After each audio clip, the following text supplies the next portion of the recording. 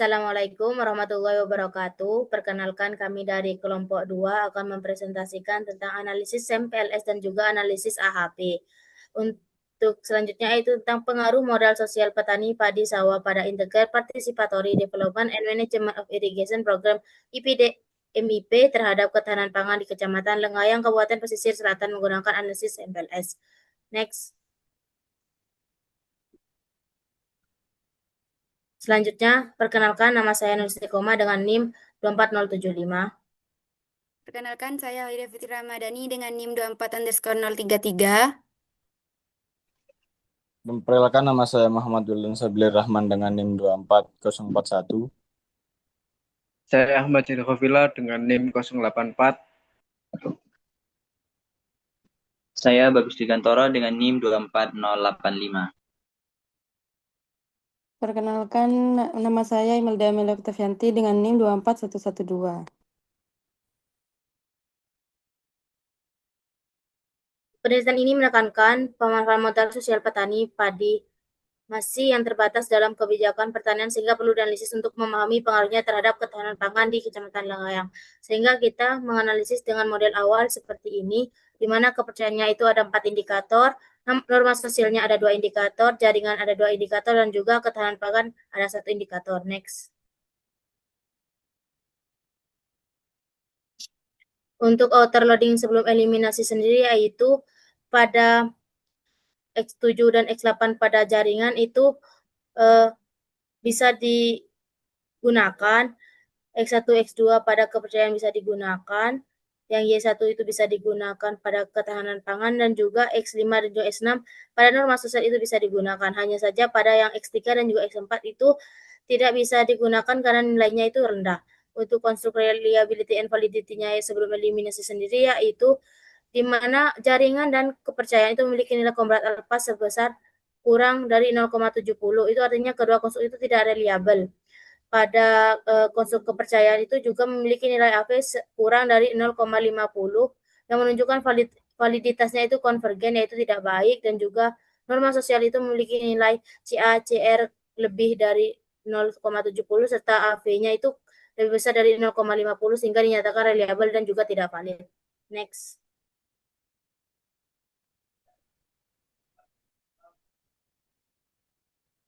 Untuk modal setelah eliminasi, seluruh indikator yang tersisa sudah memiliki nilai outer loading di atas 0,70 yang artinya indikator-indikator tersebut itu benar-benar kuat dan juga layak dipertahankan dalam model karena mampu mempresentasikan konstruk dengan baik.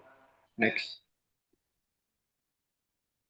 Pada bagian outer loading dan juga konstruk reliability setelah eliminasi, hanya konstruk norma sosial yang memiliki reliabilitas tinggi, sementara konstruk jaringan dan juga kepercayaan masih menunjukkan reliabilitas rendah.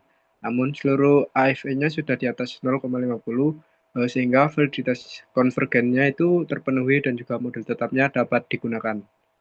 Next.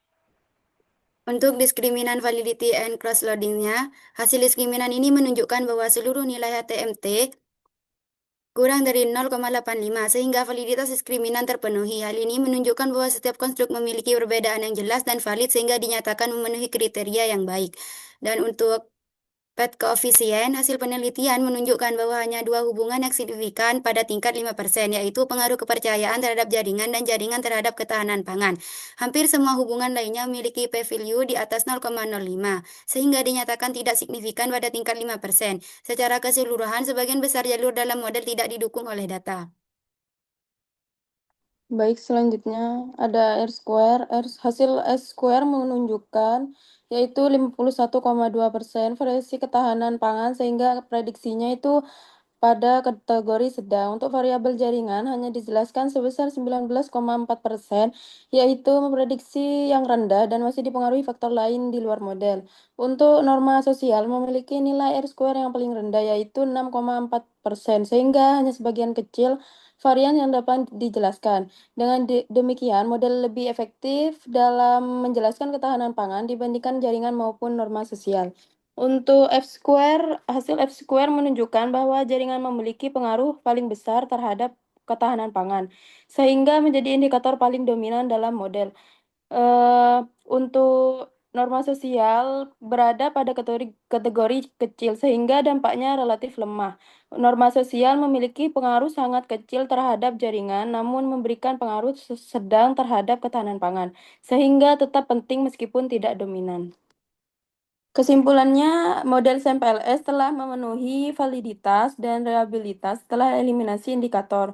Meskipun beberapa konstruk masih memiliki reliabilitas rendah, hanya dua hubungan yang signifikan yaitu pengaruh kepercayaan terhadap jaringan dan jaringan terhadap ketahanan pangan. R-square menunjukkan bahwa model lebih mampu menjelaskan ketahanan pangan dibanding variabel lain. Jaringan menjadi prediktor paling dominan, sementara variabel lain berpengaruh kecil. Secara keseluruhan, ketahanan pangan dipengaruhi model sosial, namun juga ditentukan faktor lain di luar model. Baik, selanjutnya dilanjut oleh saya, yaitu analisis HP.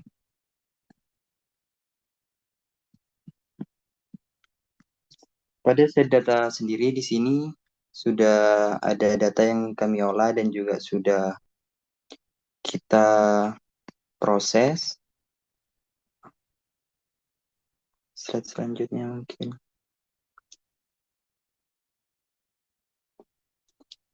Nah, untuk set data yang kedua di sini data HP yang dimana pada minat sendiri ada tingkat kesulitan, beban tugas, dan penjadwalan pendukung dosen. Di sini semuanya sudah ada data-data yang juga sudah kita olah dan juga sudah proses.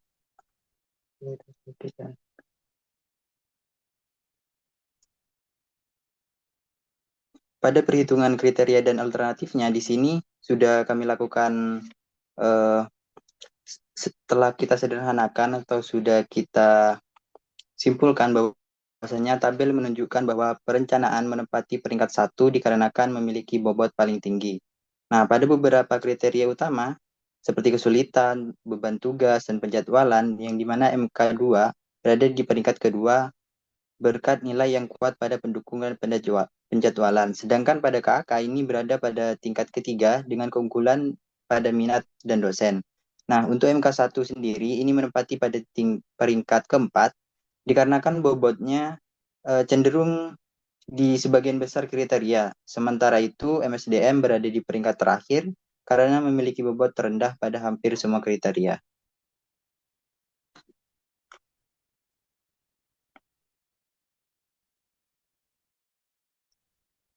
Baik, yang selanjutnya yaitu tentang konsistensi AHP, dan tabel tersebut menunjukkan perhitungan konsistensi AHP di mana nilai engine value 8,093 dan menghasilkan CI sebesar 0,4186 dan CR sekitar 34%.